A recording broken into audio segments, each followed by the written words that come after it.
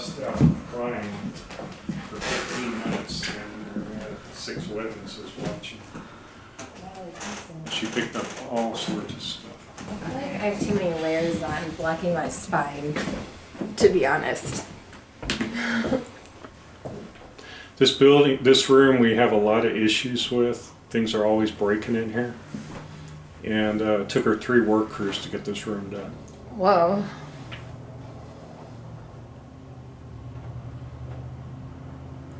So she was just standing right here and she busted out. She was crying. totally busted. And she's not the only one. A lot of people feel just extreme emotional, Yeah. like abused type. Yeah, I can definitely feel it. That's the restaurant. And has this been configured like this? We don't know what, that's just it. We don't know what it looked like. This is obviously being all modified by her. Yeah. I don't know if this was 2 rooms or 1 room, you know, one big one. The bathroom at one point probably wasn't even there. We really don't know what it looked like or what it was used for. But we get a feeling, several psychics have picked up Did they on, ever say anything about feeling dizziness as well? yes, Okay. Yeah, I felt dizzy. very disoriented. Yeah, I felt that. And it's almost like, the feeling that they have is almost like they were tied up, like constrained, or like a punishment area. Mm-hmm. Something along those lines. And the room, some people sleep fine in here. And in the other half, like, we've had several people leave in the middle of the night. We had a couple from Dallas that was in here. They didn't even last the night. They were back in Dallas by 7 the next morning.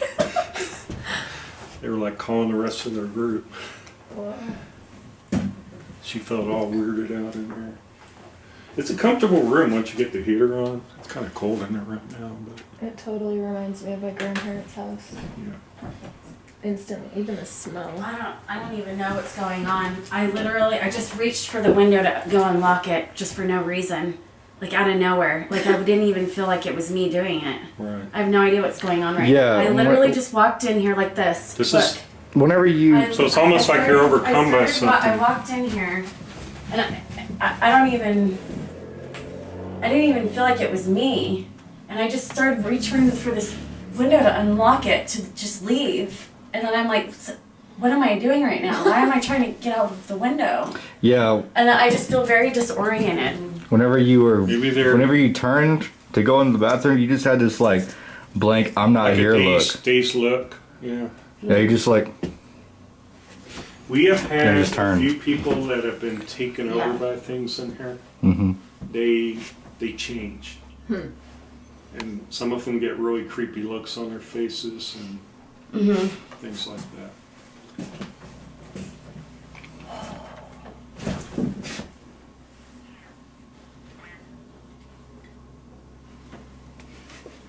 I know when That the obelisk? when we first bought the place, I would come in here and work in this bathroom. I'd be the only person in here, and I had my back to this door. I felt like there was always somebody watching me.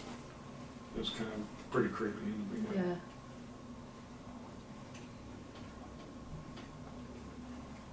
I guess that's water drips. I felt like something was following us immediately right when we walked in. When we were walking around.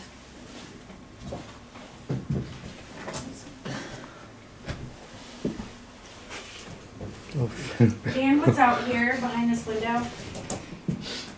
It's just, it's basically this section between the buildings. Oh, okay.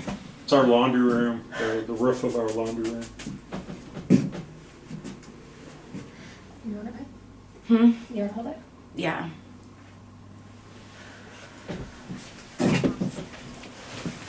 I was not expecting to feel this emotional, even when you were talking about that.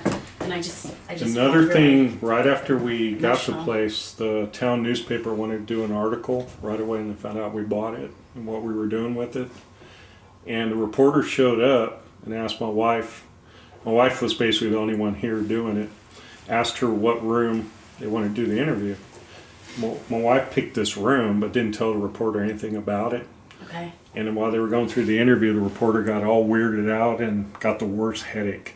And he ended up having to leave the room. Couldn't even finish the interview.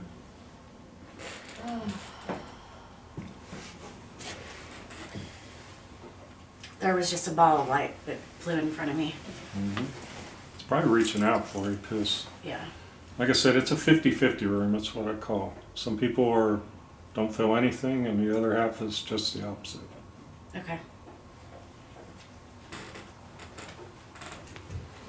Was this a part of?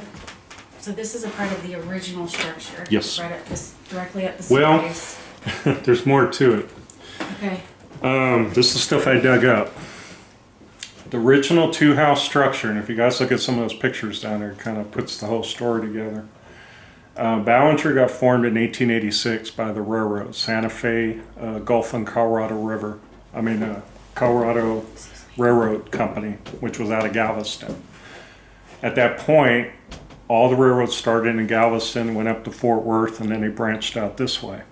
That's how all the towns basically all got created across Texas. Wherever the railroad went, that's where the towns were. Well, there was another county seat north of here called Runnels City, which was the main county seat at the time, probably 1882, somewhere in there. Okay. Had several hundred people there. The judge was there, all that stuff. Well, the railroad came through and asked them first if they would allow them to put the railroad through. Well, they couldn't make up their mind. I dug all this up in history. And the railroad's like, well, we're going to do our own thing. So the railroad created this town. There were a bunch of buildings here already. It was a settlement. That's why we think this place is older. We just can't prove it because the deed records only go back so far. Yeah. It's gotta, Well, gotta when they be. came through, there were several building structures here, and they named the whole town after Ballinger, who was a big, prominent Galveston attorney. He never even lived here. They just named it after him. Well, when the railroad came through here, they offered all the people in Runnels City, which was 8 miles north, they said, if you pick up your buildings and you move them here, we'll give you the lots for free. So guess what they did? They picked up their buildings. Like within a few months, that other town died. It's completely gone. It's just a marker. We dug up in history that this other half of this building, basically going from like this part to the front, from the exterior wall going this way, was a building out of Runnels City. And it was attached. So this went through a lot of modifications. Yeah. So we're thinking next